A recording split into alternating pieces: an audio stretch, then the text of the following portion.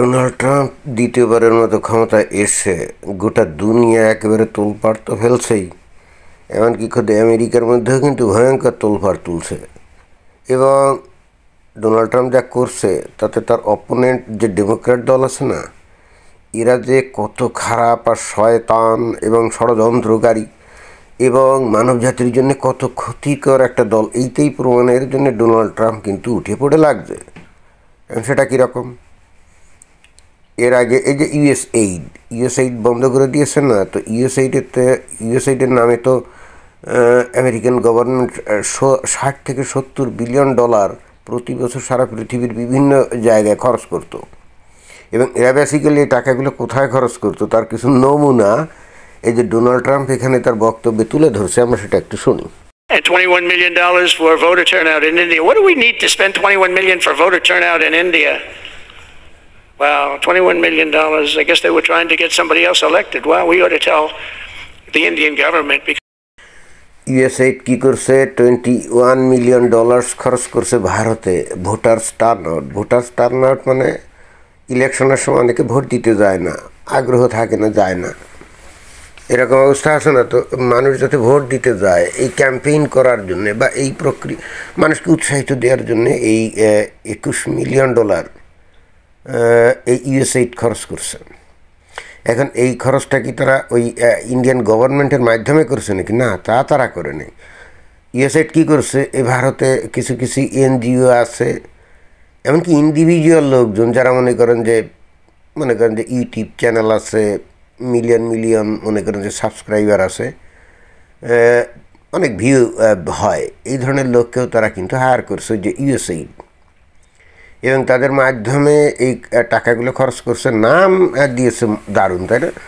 যে মানুষজন যাতে ভোট দিতে যায়, অর্থাৎ গণতন্ত্র পুনরুদ্ধার এবং প্রতিষ্ঠার জন্য। চিন্তা করেন যে পৃথিবীর মধ্যে বৃহত্তম গণতান্ত্রিক দেশ হলো ভারত, তো সেখানে আমেরিকার এই বাইডেন প্রশাসন এসে কী করছে, $21 মিলিয়ন খরচ করছে ভোটাররা যাতে ভোট দিতে যায় এই জন্য। চিন্তা করে দেখেন যে ভারতের লোকজন এমনিই ভোট দিতে যায়, তাই না? তো ডোনাল্ড ট্রাম্প কী বললো? ডোনাল্ড ট্রাম্প এইটাই বলল যে তাহলে মনে হচ্ছে যে বাইডেন প্রশাসন অন্য কাউরে নির্বাচিত করতে চাইছিল, এবং সেই কারণেই বস্তুত এই টাকাগুলো এই আগের যে বাইডেন সরকার খরচ করছে, বাইডেন প্রশাসন খরচ করেছে, তাই না? অর্থাৎ এই বিজেপি কিন্তু বলতেছিল বেশ কিছুদিন ধরে আগে যে এই আমেরিকার ডিপ স্টেট এই ভারতের গণতন্ত্রকে ধূলিসাৎ করার জন্যে এই যে সরস টরস মিলিয়ে এরা এখানে অনেক টাকা পয়সা খরচ করছে।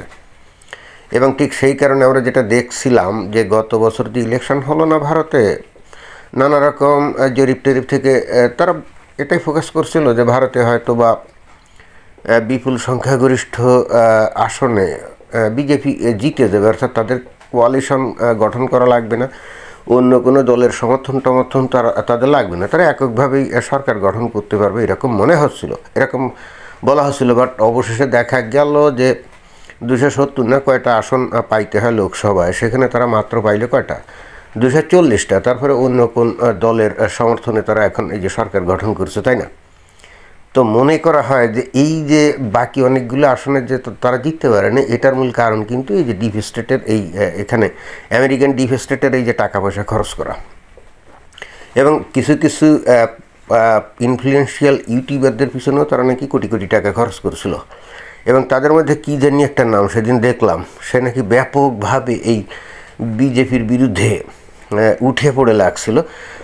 অনেকটা যেমন এই যে বাংলাদেশে এই যে 5 আগস্টের আগে আমরা বিভিন্ন এই যে ব্লগার, বিভিন্ন এই যে ইউটিউবার আছে না, তারা যেভাবে এই সেখানে সরকারের বিরুদ্ধে উঠে পড়ে লাগছিল, ঠিক সেরকম। তো যাই হোক, এখন ডোনাল্ড ট্রাম্প বলল যে তাহলে তো দেখা যাচ্ছে আমেরিকার ডিপ স্টেট নামটা বলে নাই, বাট ইউএসএইডের মাধ্যমে যে টাকা পয়সা খরচ করে এটা তো ডিপ স্টেটেরই কাজ। তো এখন ডোনাল্ড ট্রাম্প বললো তাহলে তো ভারতে অন্য কাউরে নির্বাচন করার জন্য তারা চেষ্টা করেছিল, অর্থাৎ অন্য কথায় ডোনাল্ড ট্রাম্প কিন্তু স্বীকার করে নিল, তাই না? এবং একই সাথে বলল যে এই কথাটা তো তাহলে ওই ইন্ডিয়ান গভর্নমেন্টকে জানাতে হয়। চিন্তা করে দেখেন যে এই ডেমোক্র্যাট দলটাকে এবং তাদের সরকারকে কীভাবে সারা পৃথিবীতে মানে শয়তান হিসেবে চিহ্নিত করছে, তাই না? পৃথিবীর প্রত্যেকটা বিভিন্ন দেশে আর কি এইভাবে যে খরচ টরচ করছে, সেখানে সরকার উৎখাত করার জন্য, ষড়যন্ত্র করার জন্য, এবং এগুলো খরচ করছে কিন্তু হিউম্যানিটির নামে, ডেমোক্রেসির নামে, ফিলান্থ্রপিক কর্মকাণ্ড অর্থাৎ সমাজ কল্যাণমূলক কর্মকাণ্ডের নামে। তো এইগুলো করে করে আজকে ডোনাল্ড ট্রাম্প কী করছে, একেবারে সব প্রকাশ্যে বলে দিচ্ছে। তো এইবার বাংলাদেশ নিয়ে কি বলছে আমাদেরকে, তো সেটা একটু শুনতে হবে নাকি? Because when we elections, $29 million to strengthen the political landscape in Bangladesh. $29 million খরচ করছে বাংলাদেশে পলিটিক্যাল ল্যান্ডস্কেপ ঠিক করার জন্য, বুঝছেন? $29 মিলিয়ন মানে কত? প্রায় $3 কোটি না?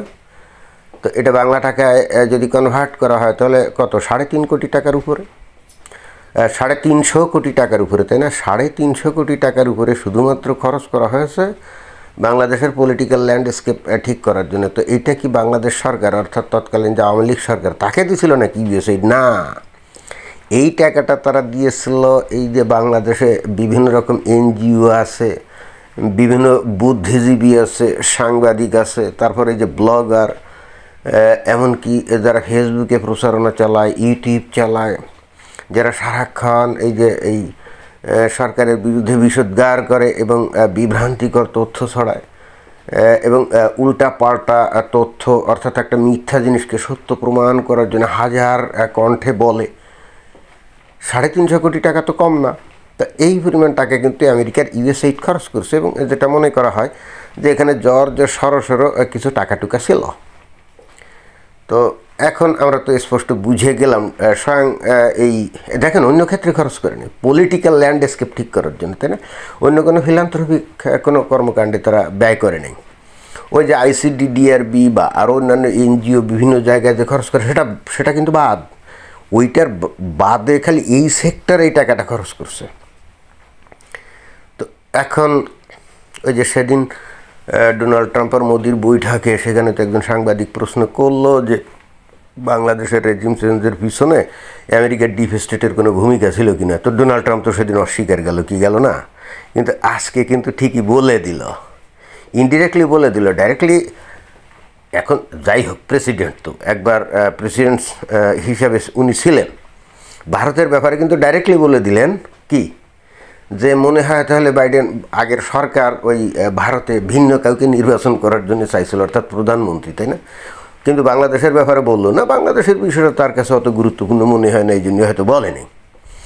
তো যাই হোক, এখন আমরা তো নিশ্চিত হলাম যে বাংলাদেশের এই যে পট পরিবর্তন, এই যে 350 কোটি টাকার উপরে এই যে খরচ করছে, তো এই টাকা কোথায়? অনেক মানুষ এইটার ভাগ পেয়েছে, তাই না?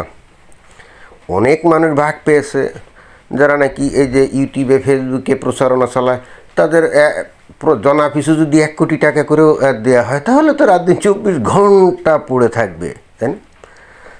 চিন্তা ভাবনা তো নাই, কামকাজের দরকার নেই, টাকা যখন যেহেতু পেয়ে গেছে।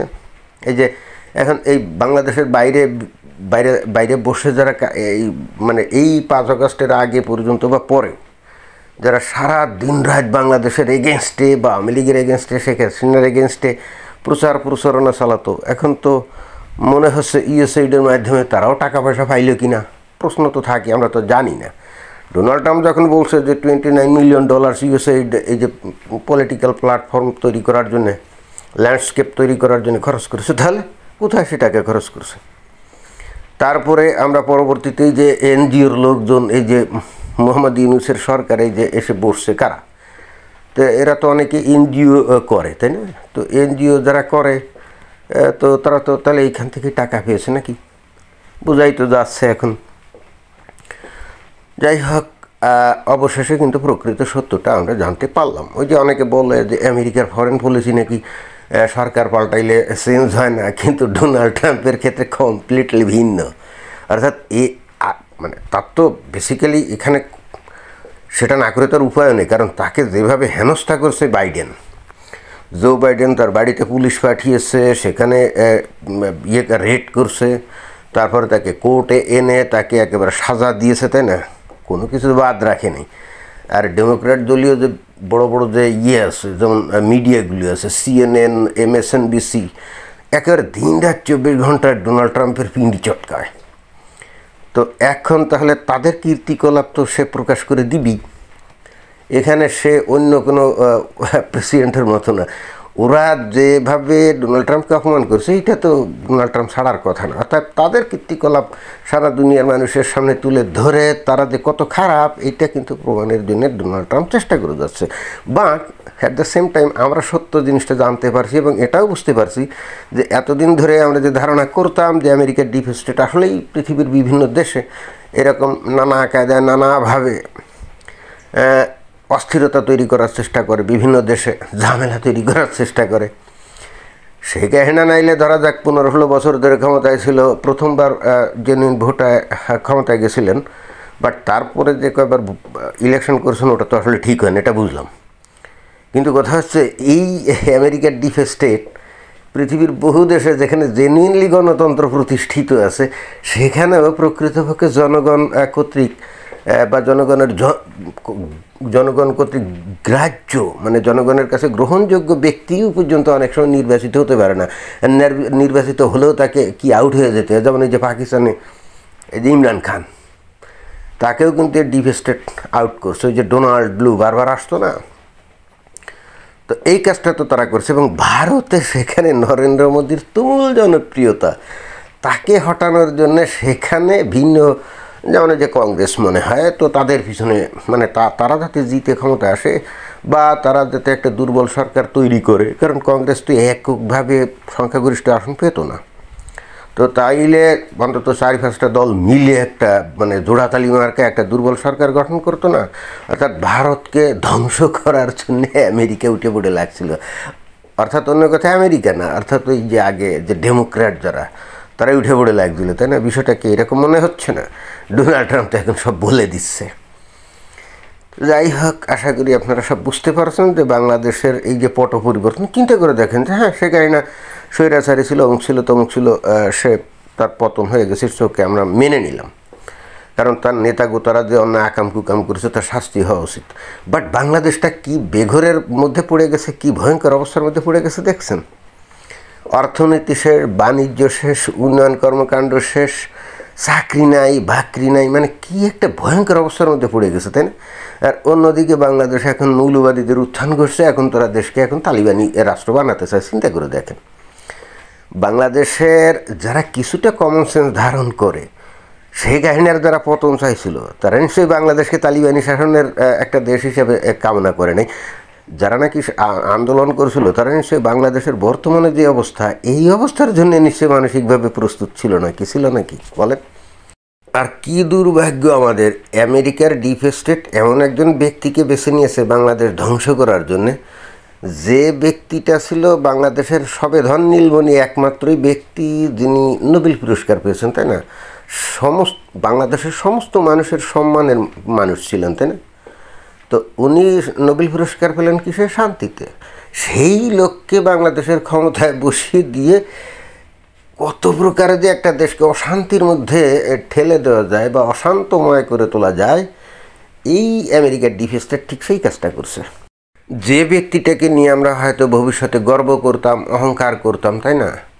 আমেরিকার ডিপ স্টেট যে কাজটা করেছে সেই লোকটাকে একেবারে ইতিহাসের আস্থা করে নিক্ষেপ করে দিয়েছে। কারণ ডক্টর মোহাম্মদ ইউনূসের আমলে বাংলাদেশের যে অবস্থা হলো, ভবিষ্যতে যখন ইতিহাস লেখা হবে নিশ্চয়ই তার এই শাসন আমলটাকে চিহ্নিত করা হবে সবচাইতে খারাপ হিসাবে, তাই না? কারণ তার এই আমলেই বাংলাদেশের মানুষ সবচাইতে খারাপ অবস্থায় দিন কাটিয়েছে, এটাই।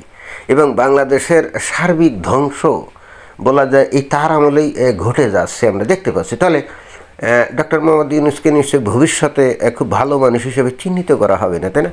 অর্থাৎ সবেধন নীলমণি একজন মাত্র ব্যক্তি যাকে নিয়ে আমরা গর্ব অহংকার করতে পারতাম, সেই ব্যক্তিটার নাম, যশ এবং তার খ্যাতি এবং তার চরিত্র পুরাপুরি ধ্বংস করে দিয়েছে আমেরিকার ডিপ স্টেট। ভয়ঙ্কর কথা। ধন্যবাদ।